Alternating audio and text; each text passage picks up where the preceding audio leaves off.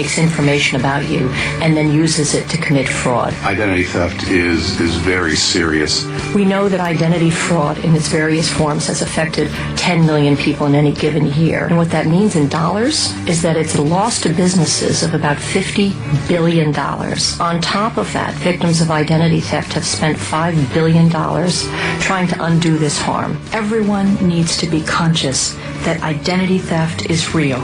When you get news that your identity has been potentially stolen, it's sort of this open-ended problem that has occurred, and you don't know what's going to come of it. No one's immune, which isn't to say that we're powerless. And this morning on Today Investigates, the new twist on an old crime. Identity thieves now targeting babies. NBC's Jeff Rossen is here with information the parents really need to know. Jeff, good morning. Yeah, this is an important one, Ann. Good morning to you. I know your kids are in high school now, and so they're a little older for this, but for a lot of us younger parents, the question you have to ask yourself, when was the last time you checked your child's credit report? I know I haven't. I have 2 little girls.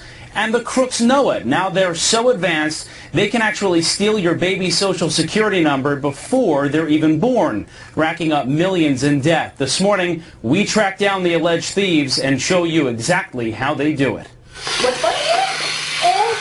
Egan is only 2 years old, but already owes thousands in credit card debt and has declared bankruptcy.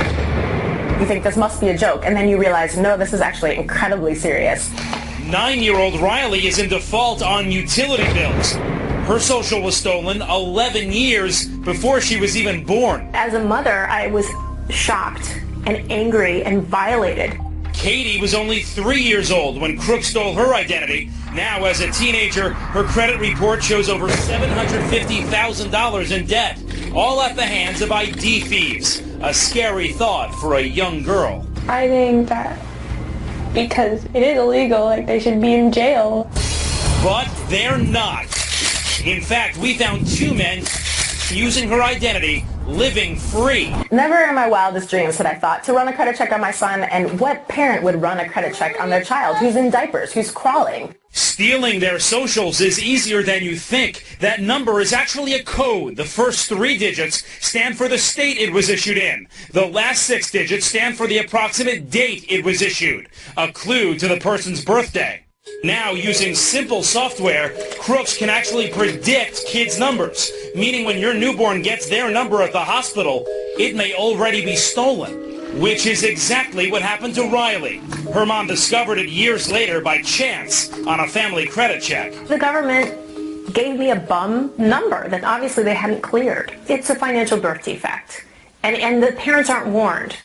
And in many cases, police don't have the time or resources to catch these crooks. What can parents do if they suspect their children's identities have been stolen? Right, so if you do that credit check and it comes back that the identity is stolen, really only one thing you can do is immediately put a freeze on your child's credit, so that way it'll prevent any future theft. But it will take years for you to call the credit card companies and the credit bureaus. The burden is on you to prove that your identity has been stolen, and it is a major pain. It is infuriating. Yeah. Jeff Rossen, thank you so much this morning.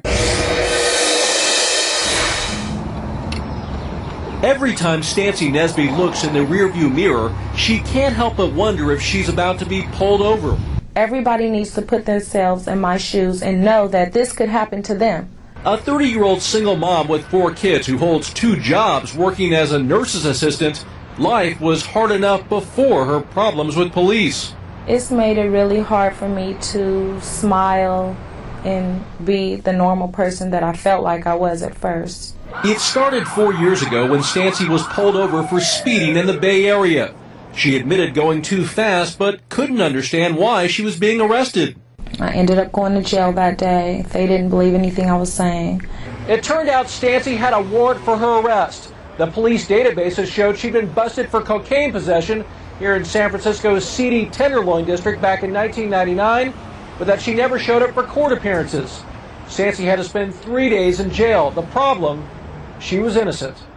Police later confirmed it when her fingerprints didn't match the real suspect who had used Stancy's name. I've had nightmares about this. She says police told her they'd fix the problem, but 2 months later, Stancy was arrested again, this time at her home in Berkeley. Once again, she says when the officers discovered the error, they told her they'd help her clear her name, but 3 months later, Stancy was arrested again in yet another jurisdiction. And it didn't end there. From 2002 to 2004, Stancy was arrested or detained 7 times by 5 police departments. In one instance, hauled off right in front of her children. The kids were crying, and basically they ended up, throwing me on the ground and sticking their knees in my back. Every time, she says authorities promised to fix the problem, but didn't. Maybe it's because I'm not a rich person that they feel like I'm nobody. But I am somebody and I have feelings, and I don't think that they should run people's lives like this. Stancy filed this lawsuit against San Francisco, claiming false imprisonment and emotional distress after failing to remove her arrest warrant from state databases. Her attorney says the case is clear-cut. You think you've seen so many cases that you're jaded to what you're going to see, but this one still hits you at a very kind of visceral level. You just look at it and you say, this is not right. The city says it's not responsible for correcting faulty arrest warrants.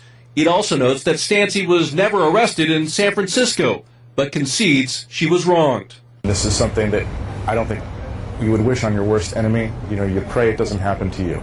No one has taken responsibility for Stancy's ordeal. The courts ruled against her twice. Her attorney says he'll appeal to the state Supreme Court if necessary.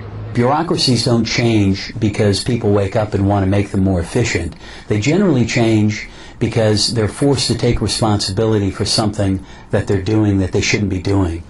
I just can't believe that people that are supposed to be helping, people that are supposed to protect and serve, would actually hurt somebody who's innocent. Even though a judge dismissed her lawsuit, the court asked the DA to remove the warrant from the database, which finally cleared her name. Still, she can't help looking in the rearview mirror. Dan Simon, CNN, San Francisco. Audra Schmierer has been a stay-at-home mom for 6 years. Now that her son's in school, she wants to return to work, so she applied to a temp agency. They called me 3 or 4 hours later and said, Mrs. Schmierer, I don't understand why you're applying. You already work here. At a big tech company, a similar experience. Here's my driver's license, my passport, my social security card. I gave them everything. And she said, well, really, how can you actually prove you're you? What if those people have the same documentation you do? Schmierer has discovered more than 200 illegal aliens throughout the United States are doing jobs Americans supposedly won't do by using her social security number. They work in fast food chains, cosmetic companies, even receive dividends from Microsoft. I started to gather all this information and really found out how extreme the situation was. It's scary. Her ordeal began last year with a bill from the IRS for nearly $16,000 in back taxes for a job in Texas. She lives in Dublin, California. My husband was actually quite upset.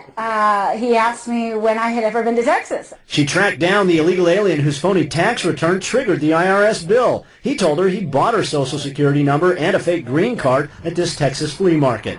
I don't understand how illegal aliens can come across here and commit a felony. Identity theft is a felony. And be excused from that felony to continue living your life when I cannot live my life. By January, Schmierer faced a $1 million IRS bill. She was temporarily detained by Customs returning from a foreign business trip with her husband, and her Social Security account now shows a zero balance, erasing 14 years of work before her marriage. Social Security right now sends me to IRS. IRS sends me to Social Security. Every now and then they'll send me to the FTC, whom I have a case with. No one wants to do anything about it. Right now, I have nowhere to go.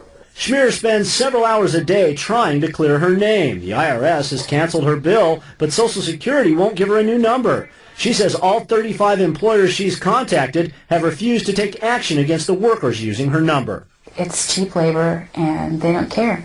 Neither do most senators. John Ensign brought Schmierer's case to their attention, and they still approved Social Security benefits for illegal aliens using stolen identities. The crime of identity theft and Social Security fraud are not victimless crimes. The victims of these crimes are American citizens and legal immigrants. Casey Wyand, CNN, Dublin, California. I was absolutely floored. You just would never imagine in a million years that something could happen like this. Several months ago, Andrew Sachs got an alarming phone call. Her newborn baby had just tested positive for illegal drugs. Problem is, Andrew hasn't given birth in years. As much as I denied it, they just kept insisting that, yes, I was the mother of this child. There was nothing that I could say to get out of it. To make matters worse, authorities showed up at her door the next day, calling her an unfit mother and threatening to take away all 4 of her kids. When you know you're innocent and you didn't do anything wrong, it just absolutely, I was in tears. I was a wreck. Turns out, Andrew was the victim of medical ID theft. Someone had stolen her driver's license, walked into a hospital, and had a baby, leaving Andrew with a $10,000 bill and a fight to clear her name. Do you think it's a big problem? It's a huge problem. Chris Dorn is a fraud expert with Ingenix, a company that tracks medical ID theft cases. He says victims have more worries than just fraudulent doctor bills. Your medical records can also be altered, with the crook's information substituted for your own. Inadvertently, your blood type can be changed, your medications that you're on that can be changed, your underlying medical conditions can be changed. Which can be life-threatening. Certainly. That's a scary thought. It is.